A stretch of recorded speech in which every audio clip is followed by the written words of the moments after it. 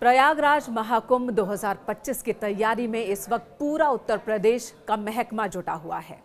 उत्तर प्रदेश की सरकार 5,000 करोड़ से ज्यादा की धनराशि खर्च कर रही है।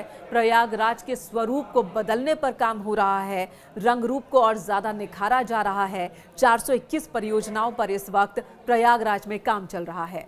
महाकुंभ को भव्य और दिव्य बनाया जा रहा है, साथ ही साथ पूरे शहर की तस्वीर बदल जाएगी। विकास कार्यों पर ये खर्च किए जा रहे हैं। सड़कों का चौड़ीकरण हो रहा है, फ्लाईओवर बनाए जा रहे हैं, ब्रिज बनाए जा रहे हैं और इसी प्रयागराज महाकुंभ को और भी ज्यादा भव्य और दिव्य बनाने के लिए केंद्र की मोदी सरकार ने भी खजाना खोल दिया है। 2100 करोड़ रुपए के बजट को मंजूरी दी गई है केंद्र सरकार की ओर से और पहली किश्त के तौर पर 1050 करोड़ रुपए की राशि जारी भी कर दी गई है, जिसका इस्तेमाल होगा प्रयागराज की सूरत को बदलने में। सड़कों पर काम चल रहा है, नाले पर काम चल रहा है, पुल और फ्लाईओवर बनाए जा रहे हैं। जाहिर सी बात है, विकास कार्यों पर यह धनराशि खर्च हो रही है। यानी कि महाकुंभ जो सनातन धर्म का एक बहुत बड़ा सांस्कृतिक आयोजन है, पूरे विश्व का सबसे बड़ा सांस्कृतिक आयोजन है, जिसे यूनेस्को ने विश्व धरोहर के रूप में शामिल किया है, उस पर यह धनराशि खर्च की जाएगी।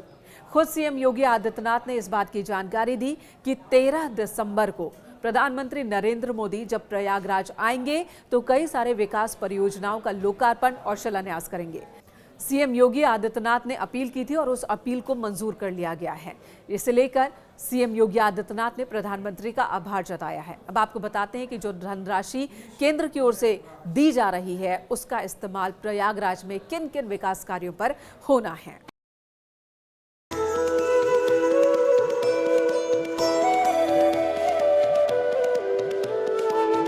संगम की धरती पर 13 जनवरी 2025 से महाकुंभ का आगाज होने जा रहा है।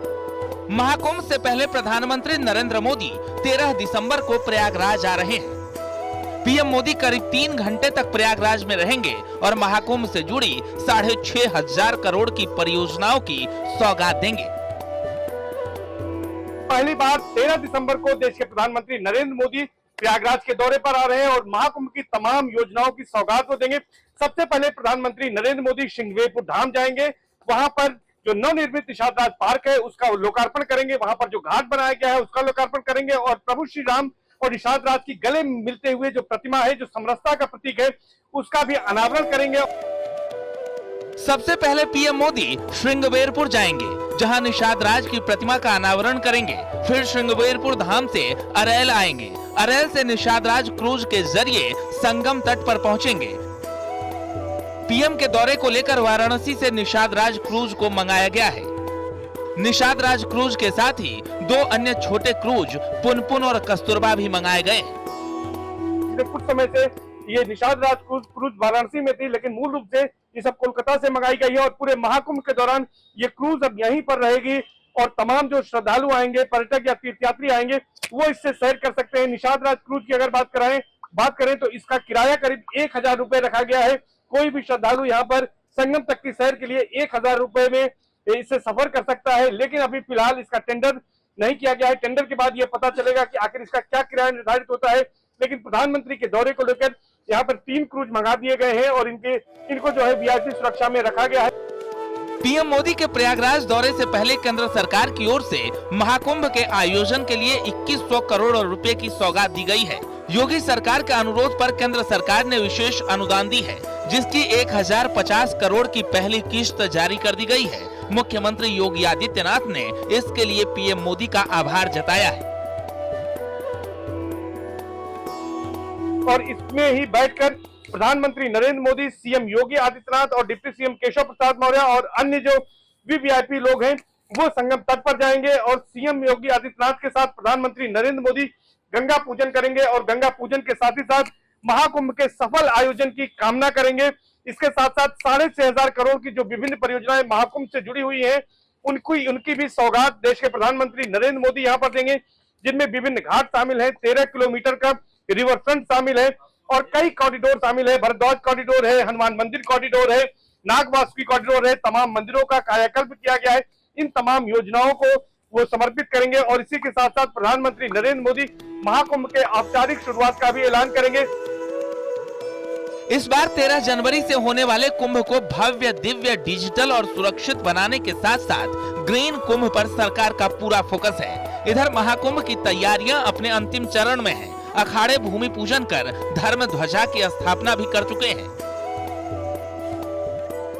दरअसल महाकुंभ में अखाड़ों की अपनी मान्यता है। मौजूदा समय में 13 अखाड़े हैं जो कुंभ का आकर्षण होते हैं, जिसमें 7 शैव संप्रदाय के अखाड़े हैं, 2 उदासीन, 1 सिख परंपरा और 3 अखाड़े बैरागियों के हैं। अखाड़ों ने हिंदू धर्म की रक्षा के लिए बड़ी बड़ी लड़ाइयां लड़ी हैं। वाराणसी के ज्ञानवापी मंदिर के लिए भी श्री पंचायती अखाड़ा महानिर्वाणी के नागा सन्यासियों ने साल 1964 और 1969 में लड़ाई लड़ी थी, जो इतिहास में दर्ज है।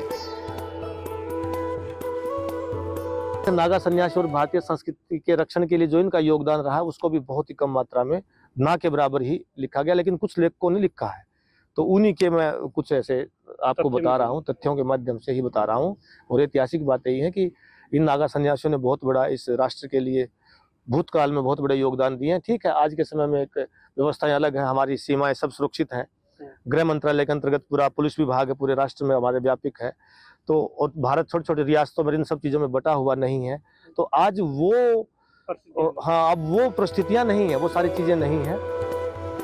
फिलहाल कुंभ की तैयारियां चल रही हैं। 13 दिसंबर को जब पीएम मोदी आएंगे तो इसके औपचारिक शुरुआत का ऐलान करेंगे। फिलहाल अब प्रधानमंत्री के दौरे का सबको इंतजार है कि प्रधानमंत्री यहां पर आकर गंगा पूजन करेंगे, और ये पहला मौका होगा कि जब महाकुंभ की शुरुआत प्रधानमंत्री के हाथों होने जा रही है। गंगा पूजन के साथ वो इसका शुभारंभ करेंगे, और इस मौके पर प्रधानमंत्री नरेंद्र मोदी महाकुंभ के औपचारिक शुरुआत का ऐलान भी करेंगे। सर्वेश दुबे, न्यूज़ 18 प्रयागराज।